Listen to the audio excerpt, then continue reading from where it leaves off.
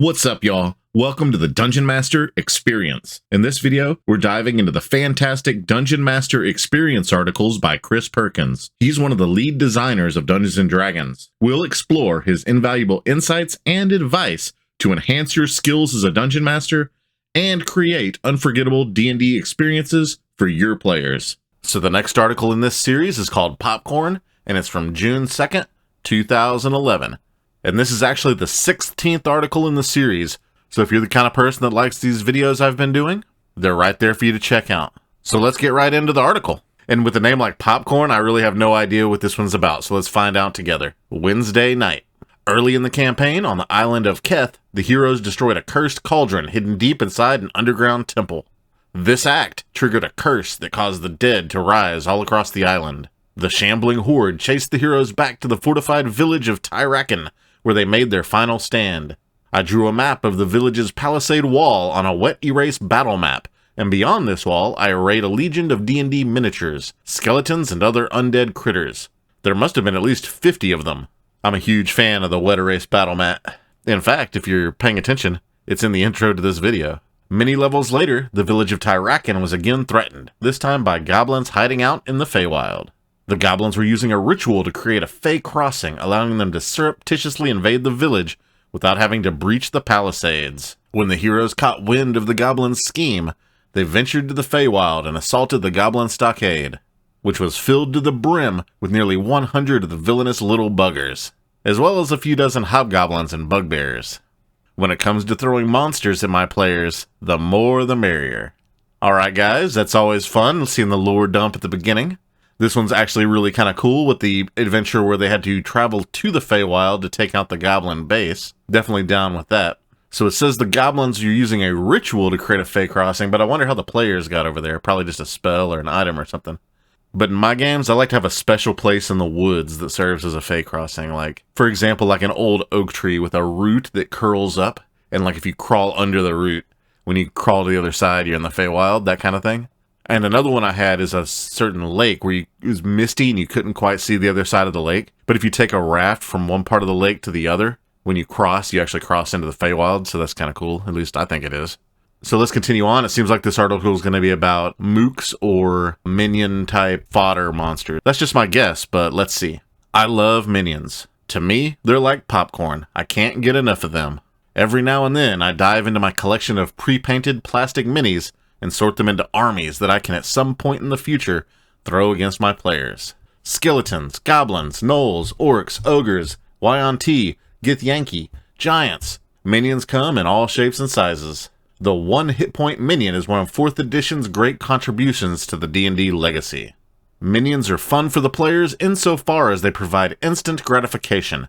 All it takes is one good sword swing or one magic missile to drop a minion, while a good area of effect power might annihilate an entire group of them in one fell swoop. They're a godsend to the Dungeon Master who doesn't need to waste time tracking hit points. The Dungeon Master's Guide has a simple formula for the power level of a minion compared to a standard monster. I say forget the math. When a battle calls for minions, give the players everything you've got. And I mean everything. What's the worst that could happen? I'll tell you, the heroes might be overwhelmed and defeated. In my campaign, that's never a showstopper. If you're the type of Dungeon Master who sees this potential outcome as an opportunity and not a campaign ender, then you'll probably agree with me that you can never have too many minions. Give the players the fight they've been hankering for all week, and let the popcorn fall where it may. Don't get me wrong, sometimes it makes sense to include only a handful of minions to an encounter. What I'm referring to are those momentous occasions when you want to impress and terrify your players with what they're up against. When an enemy has the advantage of sheer numbers, players start to think twice about their conventional monster-slaying tactics. True, a wizard's fireball can kill 20 minions as easily as one, but if that still leaves 20 more minions on the table, the heroes could find themselves in serious trouble. They might even be forced to retreat or, gasp, surrender. When I build encounters, I balance them without factoring minions into the mix. That's not in keeping with the rules as written, but the Dungeon Master has license to break the rules, as long as he or she does so fairly, consistently, and openly. Depending on how the minions are arrayed, and when they show up, has a lot to do with their effectiveness on the battlefield.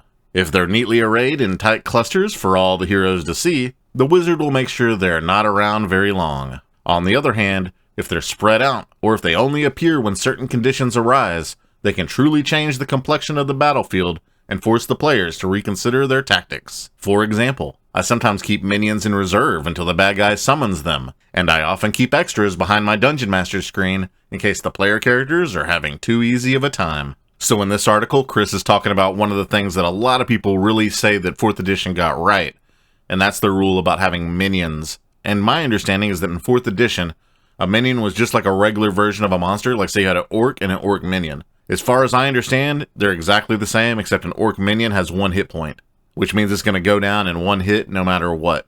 Which the reason for that, as far as I understand, is it just completely eliminates the bookkeeping that the Dungeon Master has to do. So it's easy to just put figures on the table, tokens on the table. You just know if they get hit, they're out. And it's that easy. But if they don't get taken out, they have the full attack power of a normal monster of their type.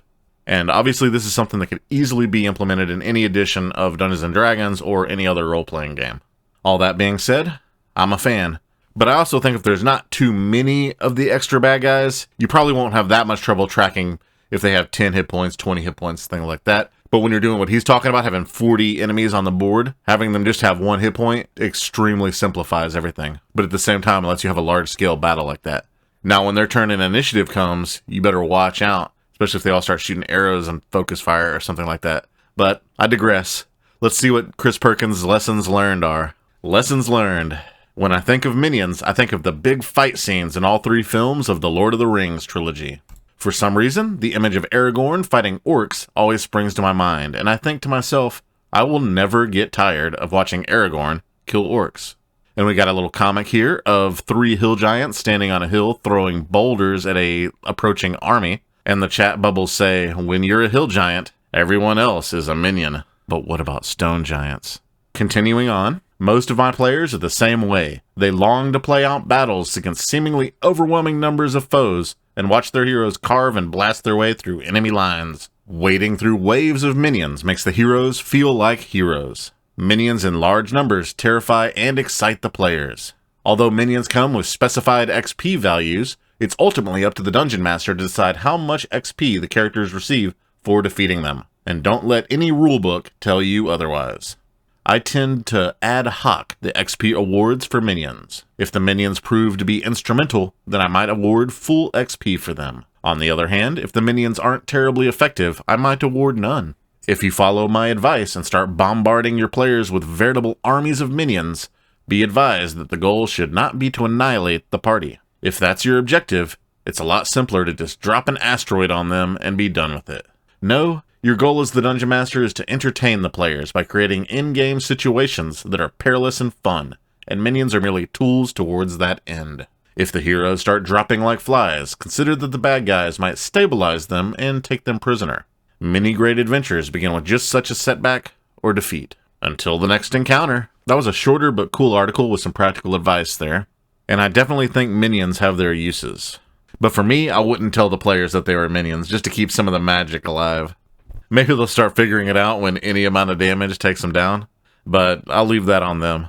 Anyway, thanks for watching the video, and the nice thing is, I literally know there's people out there that like these videos, because every video I post, there's people out there that click the like button. And I really appreciate it, you guys. Anyway, see ya!